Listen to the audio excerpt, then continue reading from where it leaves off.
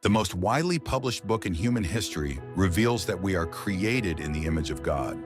Throughout our human journey, each encounter is an opportunity to see the shared humanity in ourselves and others. Regardless of one's views on religion, each experience and each story weaves us together towards a common path. A path of transformation, a process of growth and understanding, a recognition that, at our core, we share a common destiny. What does the search for truth really mean in our lives? How can we find a sense of unity in a world so diverse and divided? As we reflect on these questions, we start to uncover a fundamental connection that binds us all beyond our differences. Welcome to Created in the Image of God, Building Vibrant Communities, with our host, Wade Franson. Today's episode is Strength of Scars. Good morning, everyone. Wade Franson here with another episode of Created in the Image of God.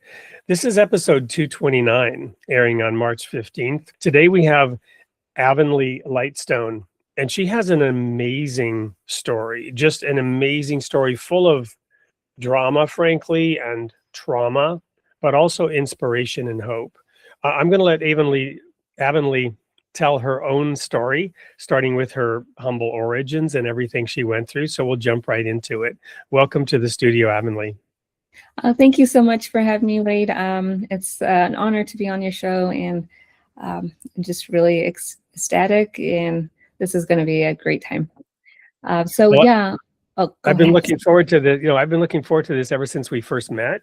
And I know the story. So tell us about your origin, your creation story. Who were your parents? Where did this all start? Yeah, so my story started at a very young age, at the age of 3. I was living in India. My family had 9 children, 1 boy, and the rest of us were girls.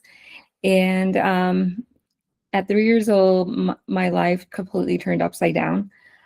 My mom was cooking food. My siblings were out in school, and my baby sister was with my grandparents. So I was left alone with my mother. And as she was cooking, the sari caught on fire, and she started screaming.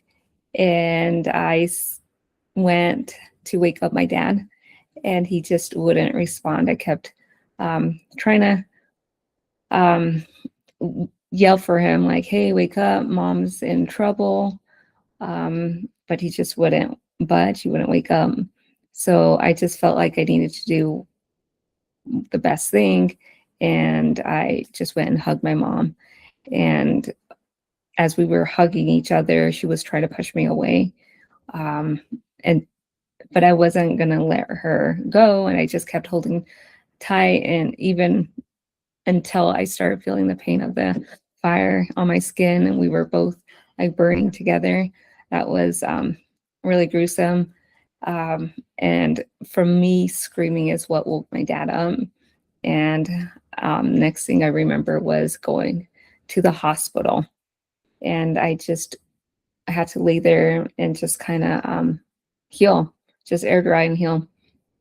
My mom, however, she was completely burned all over, and she didn't survive. After 3 days, she passed away. And in that moment is when I felt rejection. Is before my mom passed away, I would see my family. They would come and visit me. But after my mom had passed away, my dad stopped showing up to see how I was doing, to see if I was okay, if there was, just nurturing a child that went through fire. Like, it's just, I needed to cope and heal, and my family stopped coming around. And that was the first time I felt rejection and felt alone and really sad. I don't know. It was a few months. And I don't think you mentioned in this telling, but your father had problems with alcohol, right? And that was part of the reason he wasn't responsive initially. Yeah.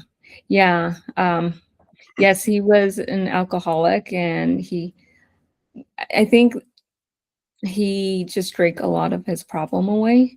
And when the accident happened and my mom passed away, I think there was a lot of guilt behind what had happened, and he just couldn't bear to see me, and just the scars and the wounds that I was trying to heal from. I believe that's kind of what kept him um, not wanting to come around, because like he was at fault. Well, it took me a few months for me to like recover, and once I was released, I then was we were Catholics in India, and I remember like my dad was allowing me and my siblings to go pay respects to my mother, um, and I was in my blue underwear, like Mowgli style, and just bowing to Mother Mary and just paying respects. And after I paid respects to my mother, my dad then takes me to the orphanage to be adopted. So I didn't have any time to see my family, hang out with them, um, just love on them. I didn't have any of that. It was hospital, say your goodbyes, and then gone to the orphanage to be adopted. And that's another time that I felt rejected, and I couldn't comprehend what was happening. I didn't understand what it was I was doing wrong. And all this didn't make sense to me. But I do remember a lot of people do ask me, like, how do you remember such vivid memories? And I think it was during the time I felt rejected, and I was completely alone. That is when I really took in the memories that was happened in India, my family, what happened with the fire. I just took all that in, and I think that imprinted into my soul. And it's really how I was able to have such good memory of those events at such an early age. So yes, after 2 weeks of being in the orphanage by myself, my dad ended up bringing 3 more of my siblings into the orphanage. In the orphanage, it was just getting our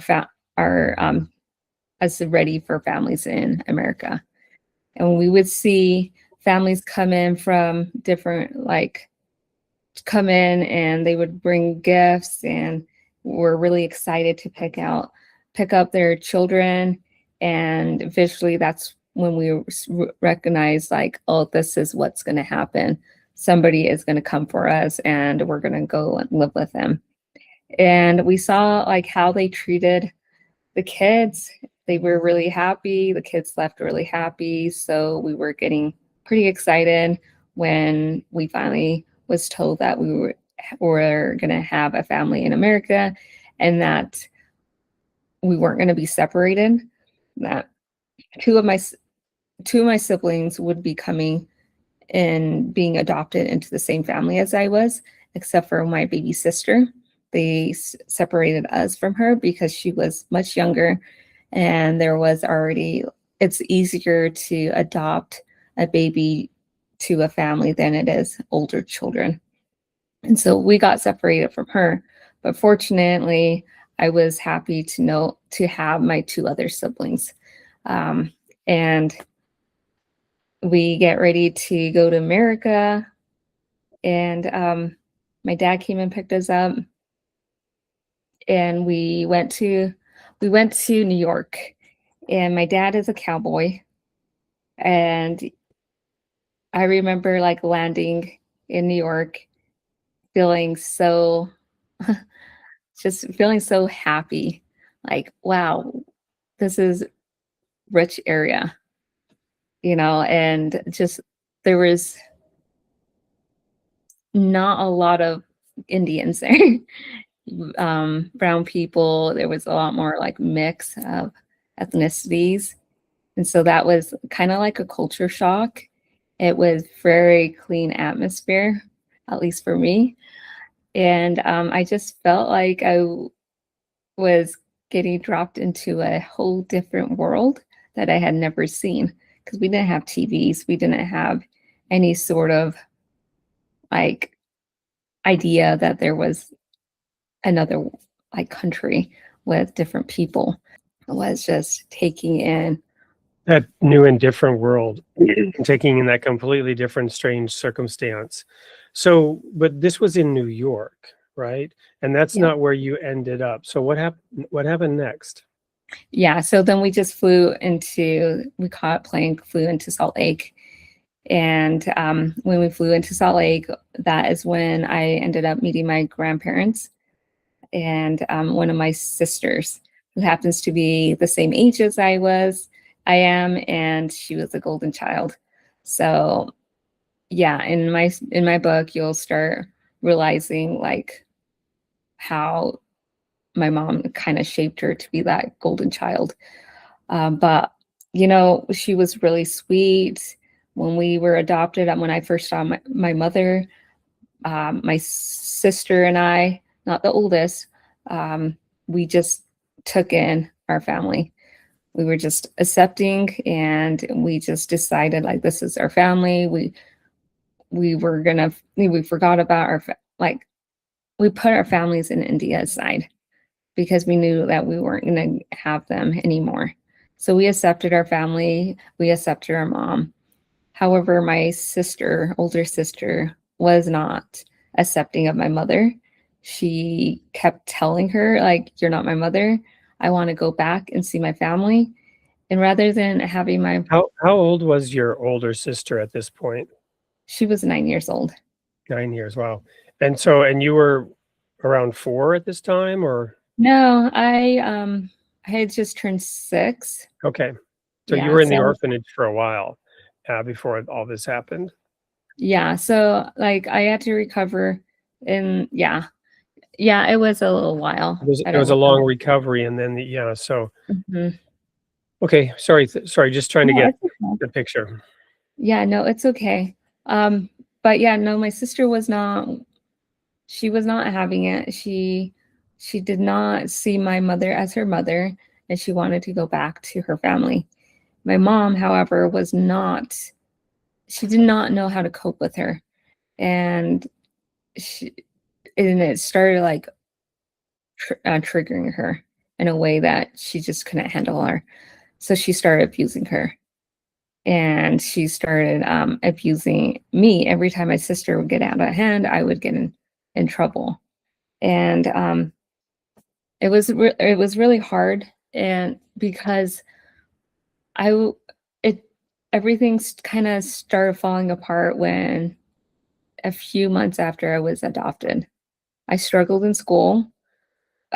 We lived in like on a ranching um, home. My parents raised cattle, and I struggled with school because I had dyslexia, and I was getting a lot of things confused, words, shapes, numbers confused with like eights with beads, and I would just get a lot of it confused. And I also came with 8 different dialect, and so that was just a lot. And trying to keep up with our grade level. I was very fortunate to have great teachers that were really patient with me, that wanted to tutor me. When I was failing in my classes, teachers would tell my mother, like, hey, Avonley is struggling with school. She's struggling, and she's kind of getting behind. We need to tutor her. For a little bit, my mom wasn't hesitating in allowing them to tutor me, but eventually she kind of gave in. But before then, she would have me go down in the basement after school and give me more homework to do. But it's not like homework at my grade level, it was beyond my grade level. Um, and it was really frustrating because I couldn't even imagine how to solve some of these problems because she was not willing to like sit there, help me out. So she isolated me, um, and and just started like telling me like, you're not going to come up to eat until you get this work done. And I couldn't get the work done. And so she withheld food from me, and then I would get punished and she would have me sent to my room for 3 days without food or water. My siblings, a couple of my siblings would sneak in food here and there.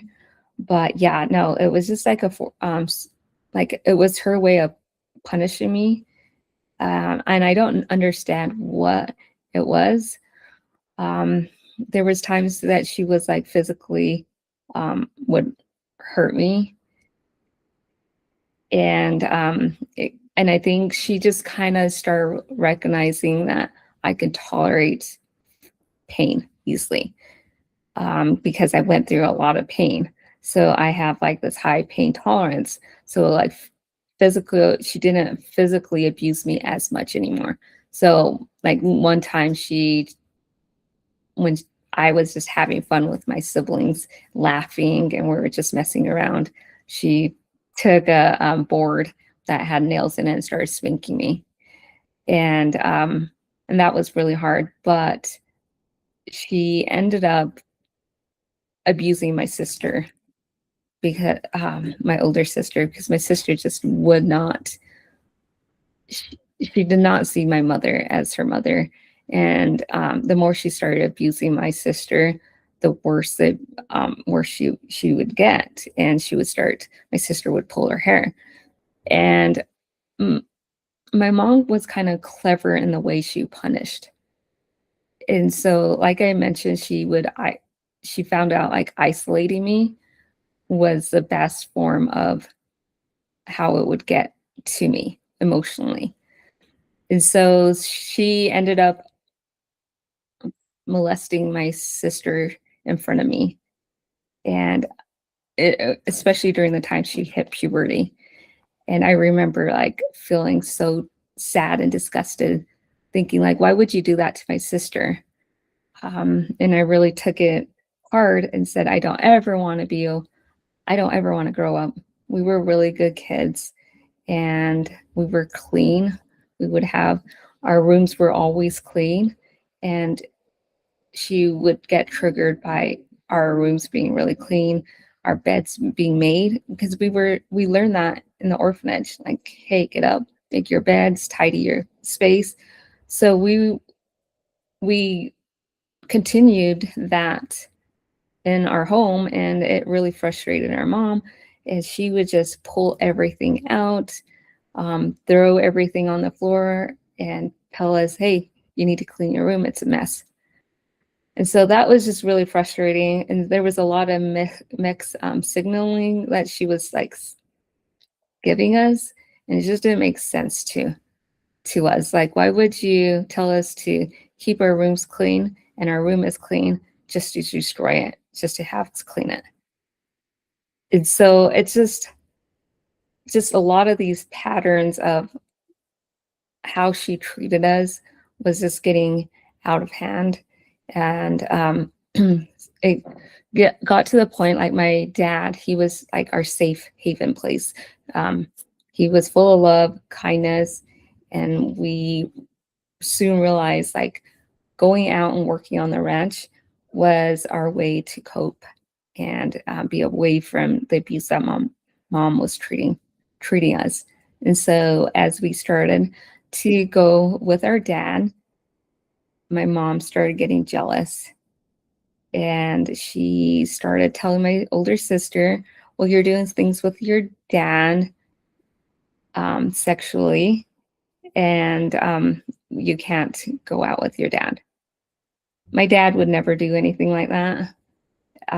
He was just a really good person, good man, well known in the community for being a good person, and he deserved to have that recognition, because he really was. But like, it just got to that point where my mom would just take anything good away from us that we enjoyed. If we, like, for a long time, I loved feeding the horses and the dogs, and that was my chore that my dad would give me. She ended up taking that away. because she saw that I was enjoying it. I connected with them and I was being responsible. She took that away. They hired a person that was rough, and like he was rough cowboy. Drink, like he had drinking problems, but he was a really good guy. And he never did anything to us, but eventually my mom said that there was rumors in town that he was messing around with us, and that we shouldn't be hanging around him because we were girls, and we don't want that kind of image. And we assured her like he would never do that to us. He's a really good guy, and he was also her cousin, and so he knows him, and she knows that he wouldn't do anything to us or to harm us. And yeah, so eventually it really emotionally got to me where I was like, well, if everybody's talking about it, I don't want that kind of image, being splattered on me, because that's not how I am, and I don't want it on him. So I ended up. Well, and this whole aspect of sort of the reputation in the community also had to do with the fact that that your family were members of the LDS Church, right? As well. So that was a very important aspect of this sort of reputational thing. We also didn't really cover, were there other children other than you and your two siblings? And were they, so there were three girls, because you mentioned you had a brother as well, but it was three Yeah. girls that were there in this family. So my two parents, sisters. yeah. So I was adopted with two other of my biological siblings. My parents adopted 14 children total. They had adopted 3 boys by the time that the rest of us kids were adopted, and they were completely raised. When I had written this book, my older brothers read it and they couldn't believe what was written, the abuse that I went through. And they're like, well, I thought it ended with me. I didn't think it was going on with you guys, so I didn't worry about it. And so there was this pattern where my mom had abused these boys before she even got all these other kids. So the purpose behind her adopting as kids, I don't even know what her purpose was. But she ended up, like, with all the abuse that we were going through, she still ended up adopting 2 more children. And these 2 girls were I was so sad that they were adopting them. I was not happy for them because I was not wanting them to come into this home, because I knew that getting love from my mom was hard enough, because a lot of us was having a hard time receiving any sort of love or attention. And I didn't want these 2 little girls to go through the same thing that we were going through. Even 6 months later, after they were adopted, my younger brother started raping them. And I went and told my mom, knocked on her bedroom door, and she got so upset with me. And she's like, you're not supposed to come into my room. You're not supposed to knock on my door.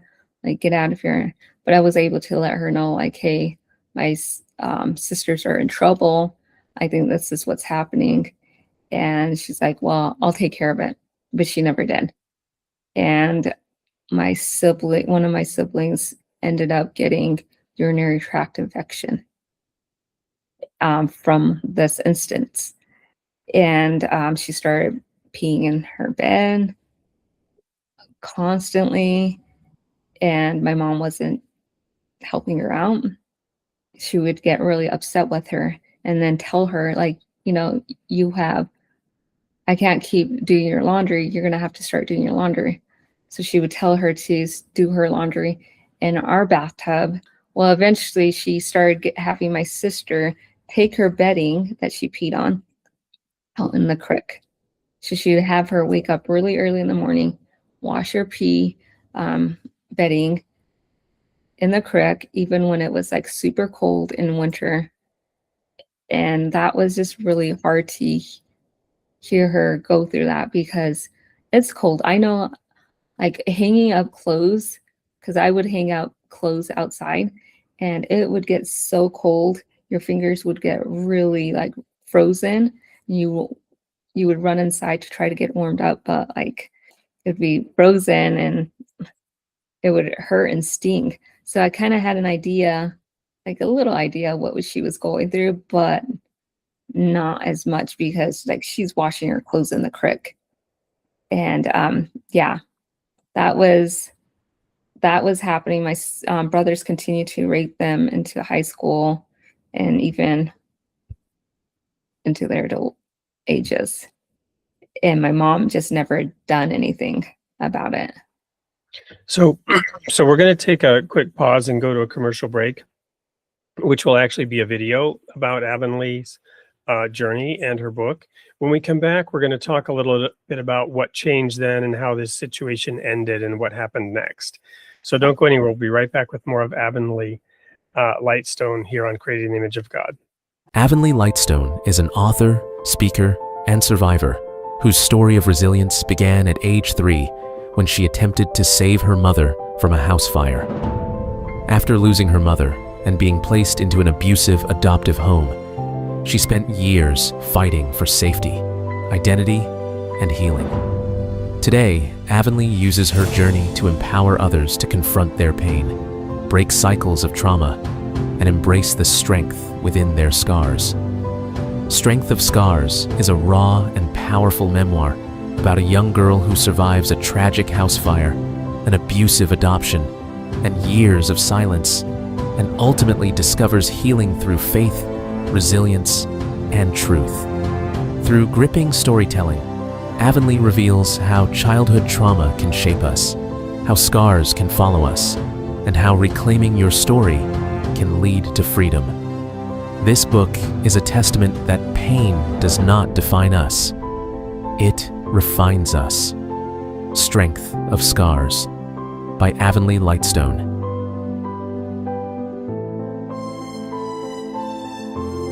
Welcome back to Creating the Image of God. I'm your host, Wade Franson. We're here with Avonley Lightstone, and she was just telling us about the circumstances that developed in the family that had adopted her in Utah with the 14 children on the ranch, and just how the dysfunction began to become incredibly toxic and some of the things that happened. So Avonley, what steps did you take, and at what point did you take those steps to sort of get out of that situation, and what happened next in your journey? Yeah, so I didn't mention earlier, I was adopted into an LDS home. So during the times that I was struggling with a lot of the abuse and traumatic events, I leaned on God. And by leaning on God, I built this kind of relationship with him. And I knew like if I couldn't get the help that I needed, I could at least talk with him. And so I took the chance on God and I just talked to him because I didn't have anyone else. And I just prayed to him. I talked to him, and a lot of times that was a comfort. And there's many times that he protected me from like the abuse that could have been worse than it really was. And as I look back, I recognize how much he was really involved in my life.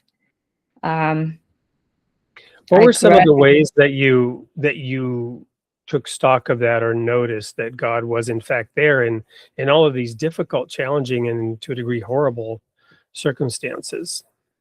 Well, there's times when, like for instance, when my mom was getting abusive, I don't know how to explain it, but it was almost like God shielded me. There's times where I would like go in and out of walking by her and she wouldn't see me. And so I would be able to, like grab some food and she wouldn't see me. Other times she would get after me. So yeah, those are times where I recognized like, hey, God really was there. And he really does shield us at times when we might be in fear, Because yeah, when I saw my mom, I like panicked and I just booked it, but she didn't see me. And so yeah, that was just like a little bit of um, things that where I recognized that, hey, you know what, God really does exist, and I really did take a chance on him. I'm really glad I did. As I got out of graduated from high school and I went to college, I recognized how my behavior was like I compared to my peers. I was super shy, vulnerable, skittish, always insensitive in a way of trying to like almost like people pleasing because I just didn't want to make anyone unhappy, but I also didn't know how to um, react or just be normal because I never was able to be normal. So it was just really hard to understand that.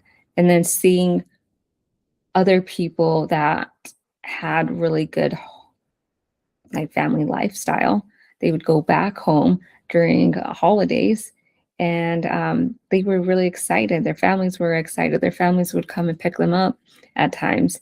And you could see like a bond that they had. And at that moment, I realized that I had a lot of internal damages and a lot of work to be done. I then later went on a date with my husband, and we ended up getting married. And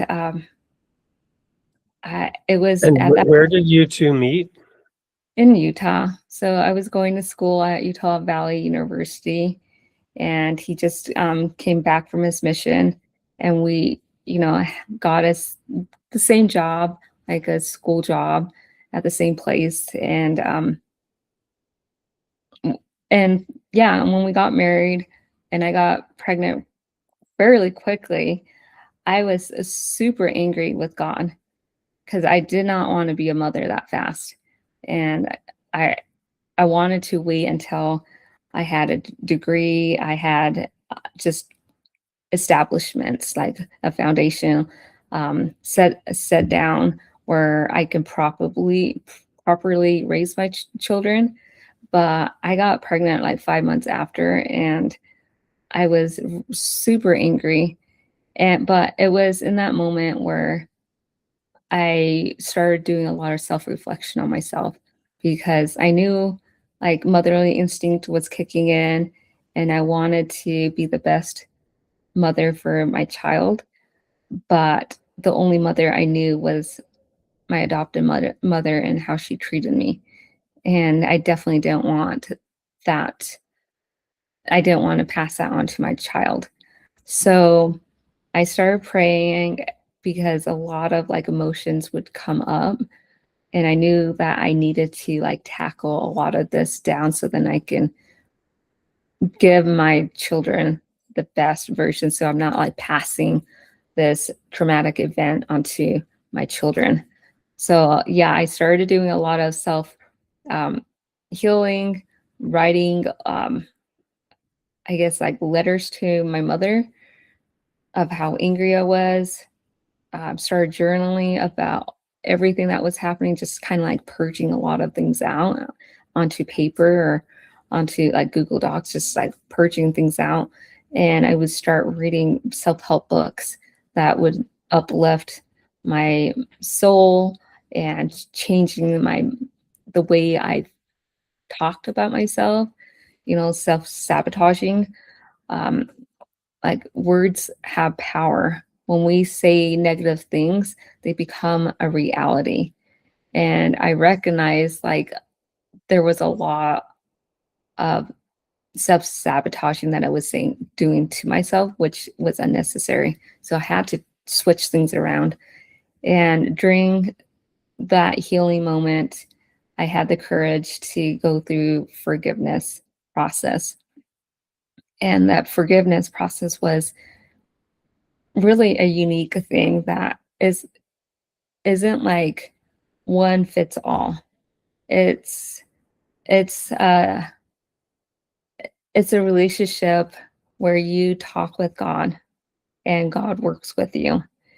And in my case, I had to go and talk with my mom and let her know and warn her about the direction she was going. For the longest time, I thought forgiveness was, I'm sorry. Now you say you're sorry for what what you've done. But it's not like that. Like, forgiveness goes on your own term. Like, just because I'm ready to forgive my mom, she's not ready to forgive me. And her process is going to look completely different from mine. But yeah, I told her, like, hey, this is what's happening. I need to figure out how to move forward. And I just kept approaching her, and she just refused. She didn't care.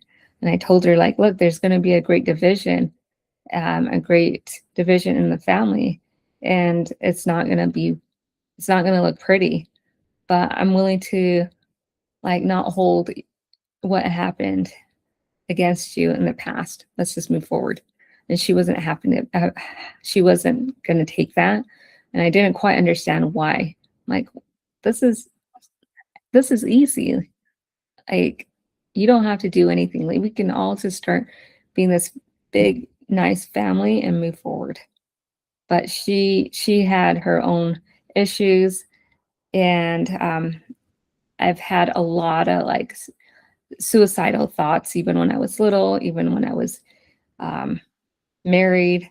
It would, like, what I went through was really haunting me, and I had those suicidal tendencies. And I just asked God, like, I can't take care of this anymore. Like, I can't have this be my burden. And he said, no, I think what you've done was the right way. Now give your burdens to me. Like, you did what you could, and you did everything that I've asked you, and I give that to me. So I was, like, so happy. I'm like, really? So I did give my burdens to him, because I knew that I wouldn't ever have a relationship with my family. And I felt like I left my past in a way where I put effort in, a positive effort. And once I gave that burden to God, and he asked me, like, hey, just talk to me as if I was your mother. Tell me, like, what do you envision your mother to be like for you? Now, see me as that. Come to me with those exciting news, or, like, the hard times, come to me with those. So I did. I started seeing God as, like, that mother I wish I had, and I gave my burdens to him. And in those moments, I didn't have any suicidal tendencies anymore. He lifted it all away. So when I looked back, I didn't see that what I went through it was like he was using my story as a testimony. And in those darkest time where I was healing, I was isolated. I didn't have any sort of help from anyone. And I'm reminded that, hey, God wants us to be isolated at times. He wants us to, and the reason why he wants us to be isolated is because he can completely focus on us and without any kind of distraction. And in those times when we're isolated, we also need to remember that the adversary is going to see us and see that we're weak. Just like a predator is patiently waiting for a weak prey to come and attack. Same with us during the times when we are in traumatic events and we're sad, lonely. It is during those times when the adversary is waiting for us to be weak that he starts whispering self-sabotaging thoughts into our minds, telling us we're not good enough, we're not going to succeed, you're deserving of what you went through. And then you start accumulating thought patterns that are not healthy. And so during those moments, we need to also realize when God isolates us, he's telling us that he's the only one that can go into the darkness, and the darkness cannot comprehend him. I'd like to just quickly reference for the audience a passage of scripture. It's actually in the book of Hosea, the prophet Hosea. I was just talking actually about this particular prophet with somebody here recently in one of these interviews. But Hosea was actually asked to marry a prostitute by God. And Hosea's experience was related to him understanding about the relationship that God had with Israel and how Israel was behaving. But then he talked in the book of Hosea, it's this time where God will be reconciled with Israel, or Israel will be reconciled with God. And he says, after all these troubles and all these trials and this separation and the horrors that would happen through that separation, he says, therefore, I'm going to lead her into the wilderness and speak tenderly to her. And then I will give her back those things that she lost. And I will make the valley of Akka a door of hope. And she will respond as in the days of her youth when she came out of Egypt and when she declared that God was her husband. So this is the passage that came to mind when you talked about that isolation and how, we might be weak and possibly a prey, but God wants to reestablish that pure, that true relationship during a time like that. This is just what came to mind. Yeah, Sorry, I think no, there's so many passages in the scripture that's so relatable, and what you said, it is so relatable.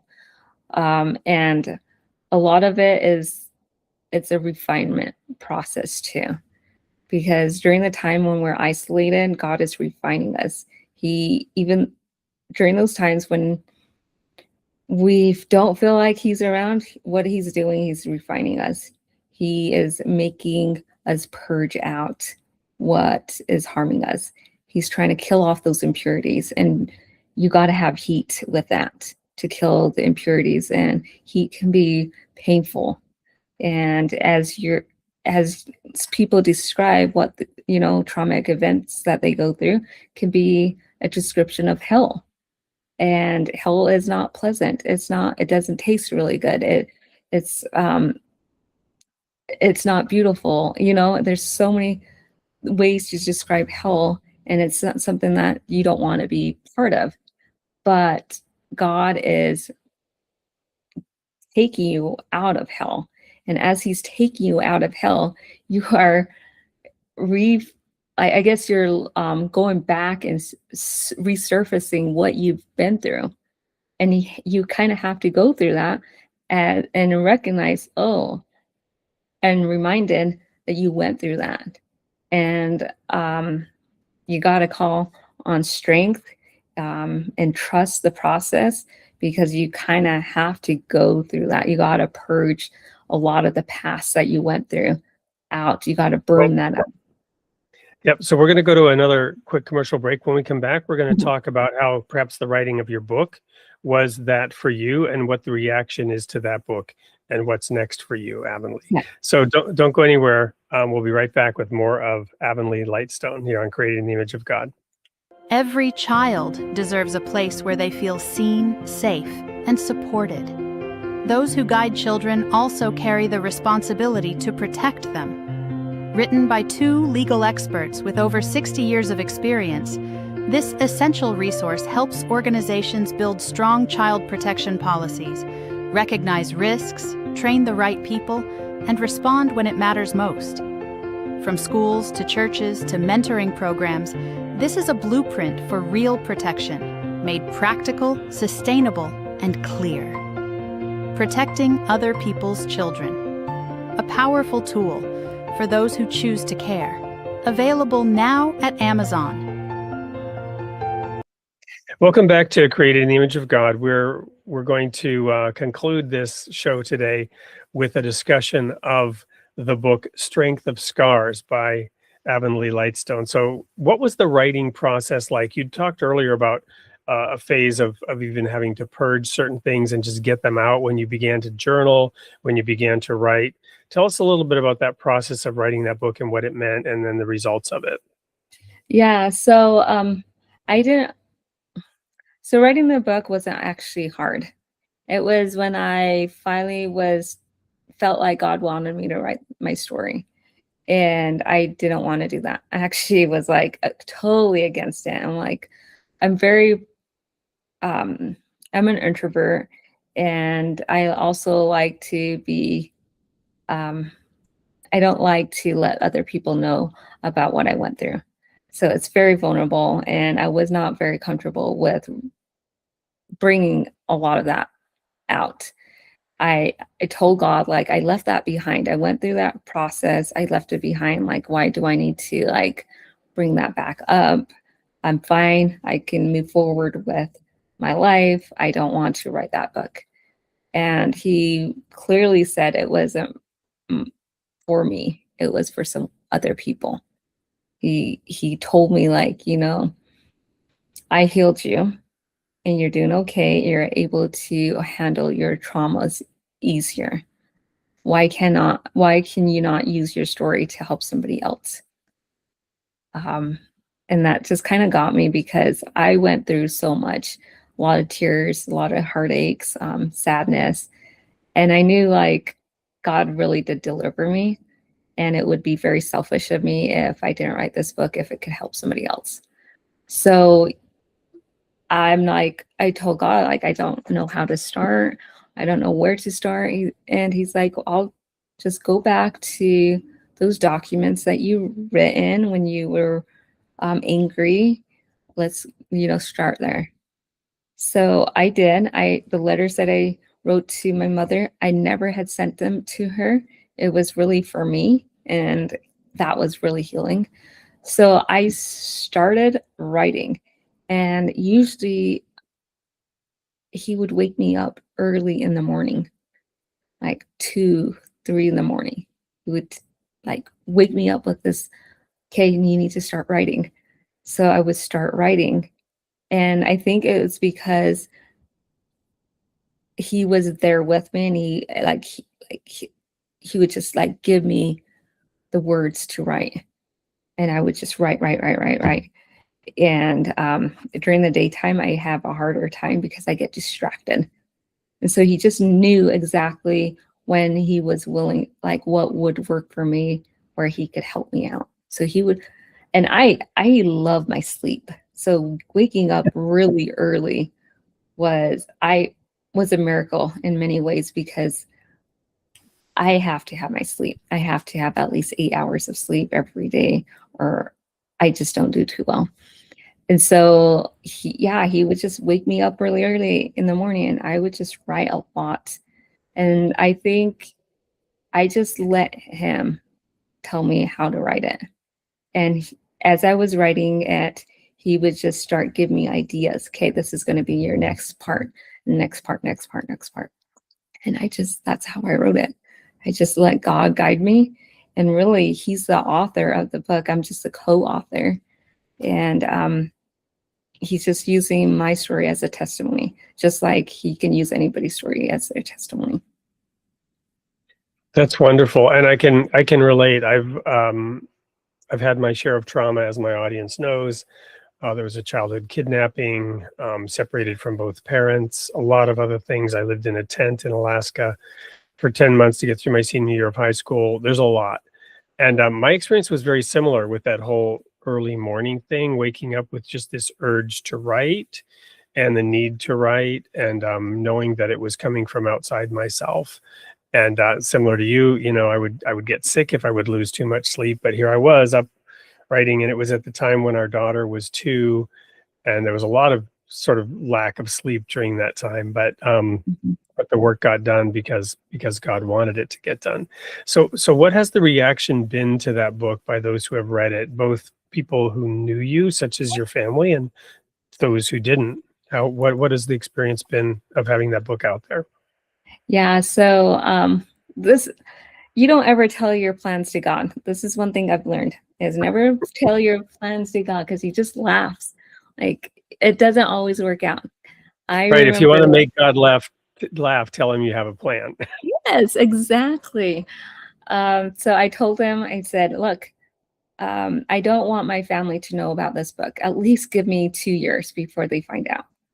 And I published it in May, and somebody in my town found out about my book. Well, she saw a picture of me, and she just clicked on it, and then it just, boom, everybody knows about it.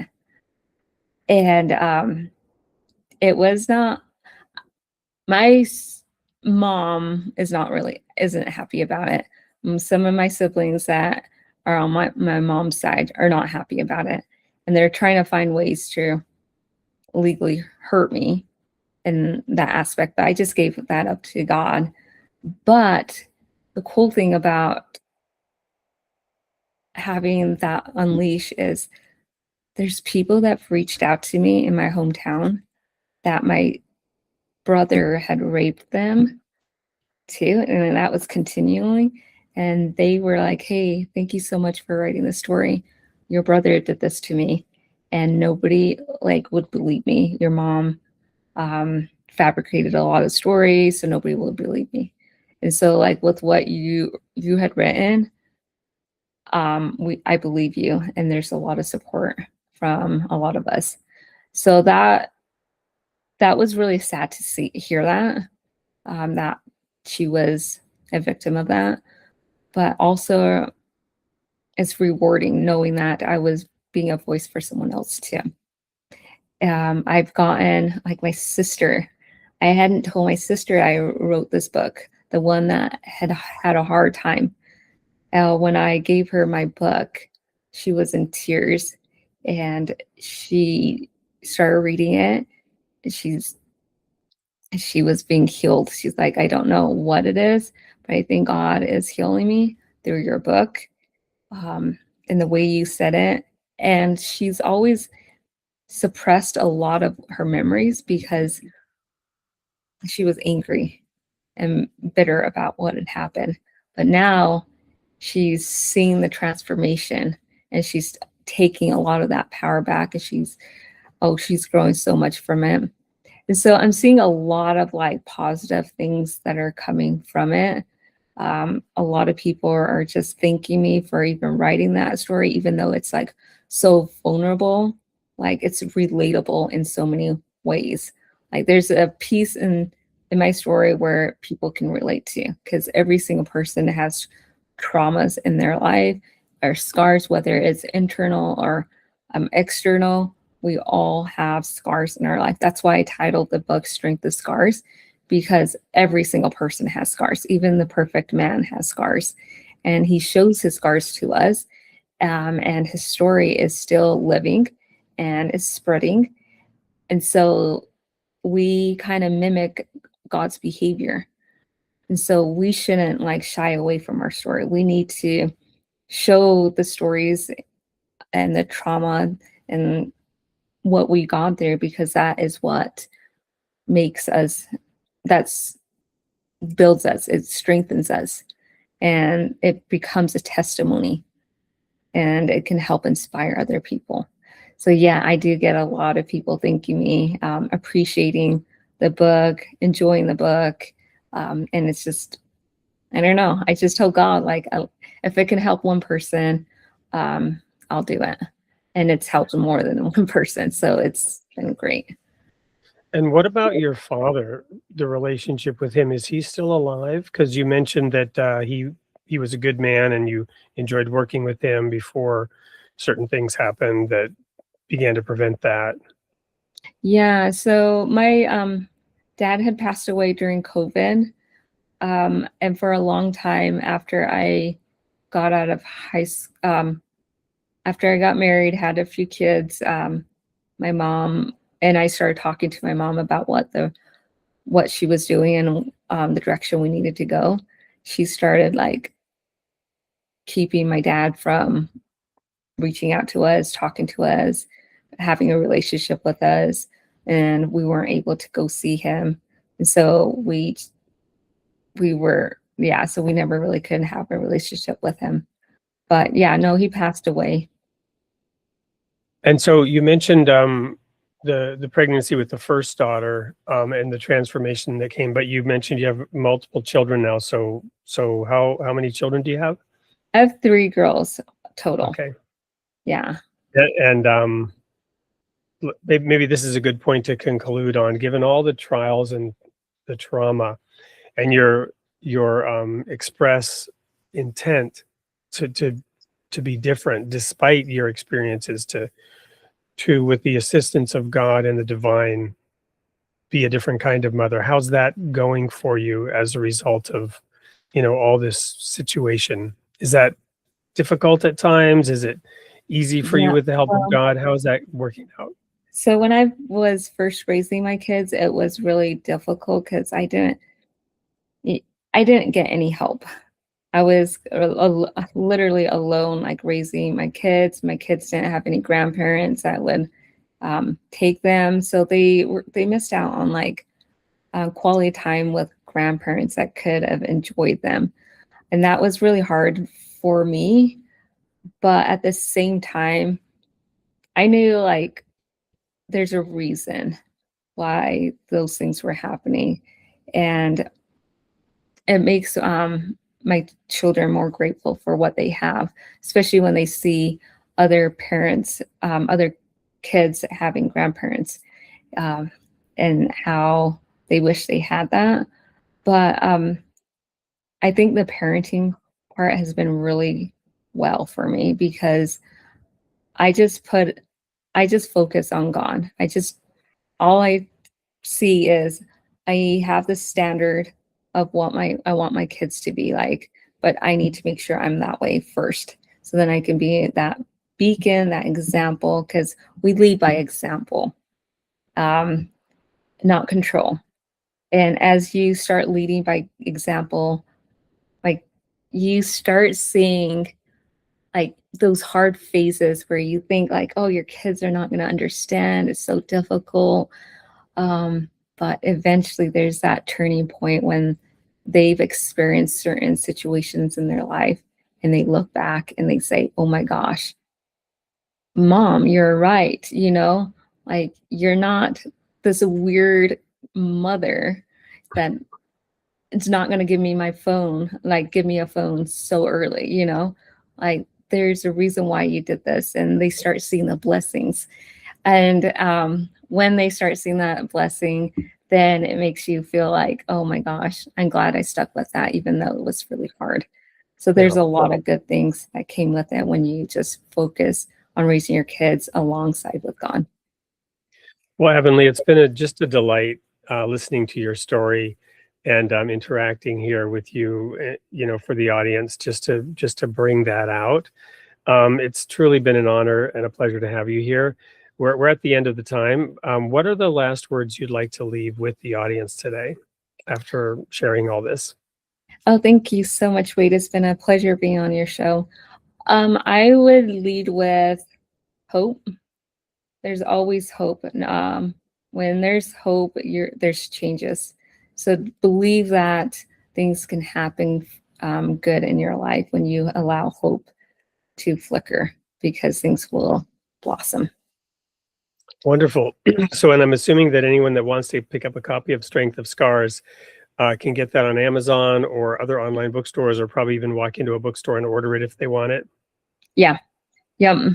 The easiest probably will be Amazon. Yeah. Strength of Scars by Avonley Lightstone. And if you want like a free copy of like my first 2 chapters to kind of get a sneak peek, you can just go to my website, avonleylightstone.com, and get a couple of chapters for free to see if it's something you really want to go into. Perfect. And Avonley, we see your name there on the screen, but Lightstone is just like it sounds, right? Light and stone, one word. Yep. .com. Well, thank you so much. There's nothing left for us to do today other than share the sneak peek of next week's show. But before we do that, in signing off, let me remind you, you are created in the image of God, and God loves his creation. Avonley, thank you for being here today. And for everybody else, stay tuned for the sneak peek. We'll see you next week at 7 a.m. Central. Thank you so much.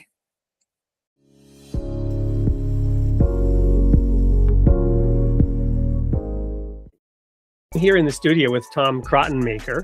And Tom is a writer and commentator on religion in public life with a series or several award-winning acclaimed books with Christianity. Welcome to the studio, Tom. Thank you very much. I'm happy to be with you, Wade. Thanks for inviting me. Let listeners know that in more recent years, I've been focusing more on secular values, a positive articulation of secular life, how that relates to the natural world, which I think is a really important and unrealized source of meaning and purpose and ethical guidance for secular people, but frankly, for everyone. In the final pages of my Secular Jesus Follower book, there are aspects of the world that disappoint me so much and frustrate me. And one thing that is compelling about Jesus to me is the way that his way and his teachings address those disappointments and finds creative solutions to those. But speaking of disappointing things, I hate it when people are incentivized to do bad things. And in this case, it's like you were saying, a kind of journalism or rhetoric that feeds off of polarization and that stokes anger and resentment and then benefits from it or monetizes it. I really hate that.